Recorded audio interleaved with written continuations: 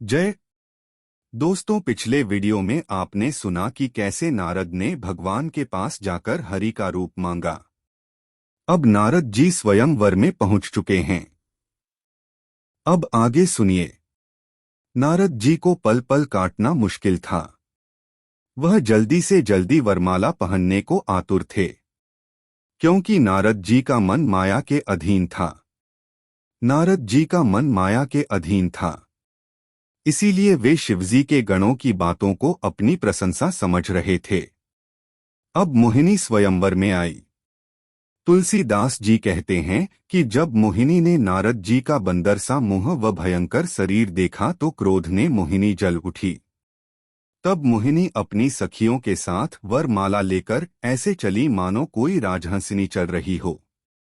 मोहिनी अपने कमल की तरह सुंदर हाथों में वरमाला लेकर सब राजाओं को देखते हुए घूमने लगीं। नारद जी जिस तरफ फूले बैठे थे, मोहिनी ने दोबारा उस तरफ देखा तक नहीं। जिधर मोहिनी जाती हैं, उधर ही नारद जी उठ उठकर देखते हैं, जैसे किसी मदारी के खेल को देखने के लिए छोटे बच्चे कोशिश करते हैं। नारद जी की इस दशा को देखकर शिवजी के गण अंदर ही अंदर मुस्कुरा रहे हैं। कृपानिधि भगवान भी वहां राजा का वेश धारण करके पहुंचे। राजकुमारी ने भगवान का दिव्य रूप देखकर वरमाला उन्हीं को पहना दी। भगवान दुल्हन को लेकर चले गए। सारी राजमंडली निराश हो गई। नारद जी की भी बुद्धि मोह के कारण भ्रष्ट हो गई थी, इसी कारण वश नारद जी बहुत बेचैन हो गए। ऐसा लग रहा था जैसे मोतियों की माला टूट गई हो। तब शिवजी के गणों ने नारद जी से कहा कि नारद जी जरा अपना मुंह शीशे में देख लीजिए। यह कहकर शिवजी के दोनों गण वहां से भाग लिए। नारद जी ने अपना मुंह देखा। यह बंदर का रूप देखकर नारद जी बहुत क्रोधित हुए। क्रोधित होकर नारद जी ने भगवान से कहा कि तुम दूसरों को घर बसते हुए नहीं देख सकते। तुम्हारे भीतर दूसरे के प्रति जलन बहुत है।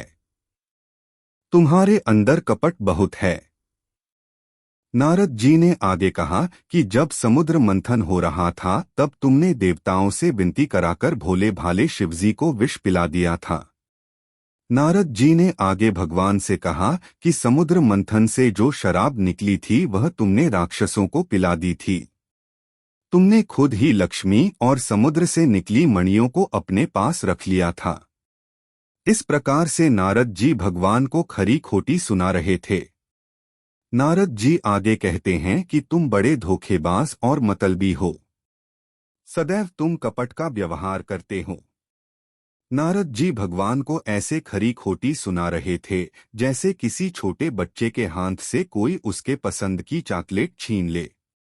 भगवान से नारद जी कहते हैं कि तुम तो परम स्वतंत्र हो।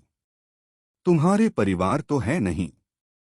इसी कारण जब जो तुम्हारा मन करता है वही करते हो। तुम इतने शक्तिमान हो कि भले को बुरा और बुरे का भला कर देते हो। तुम्हारे दिल में न तो खुशी रहती है न ही दुख। नारद जी आगे परम ब्रह्म भगवान से कहते हैं कि सबको ठग ठग कर तुम किसी गाय की तरह परख गए हो और ठगी का काम इतना किया है कि तुम किसी से डरते भी नहीं हो। अभी तक किसी ने तुम्हें ठीक नहीं किया है। तुम बहुत बिगड़ गए हो। नारद जी सर्वशक्तिमान भगवान से कहते हैं कि इस बार तुम्हारा पाला मुझसे पड़ा है, अतः तुम इस बार अपने किए को भुगतोगे।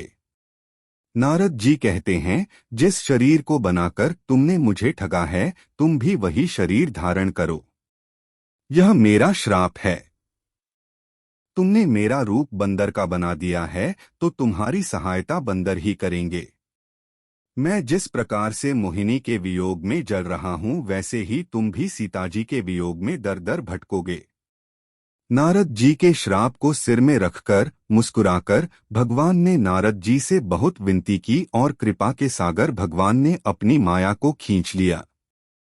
जब प्रभु ने अपनी माया को हटा लिया, तब वहां पर न लक्ष्मी जी रह गई न ही राजकुमारी मोहिनी। तब नारद जी बहुत भयभीत होकर भगवान के चरणों को पकड़ लिया और कहा, हे शरण में आने वाले को क्षमा करने भगवान, मेरी रक्षा करो।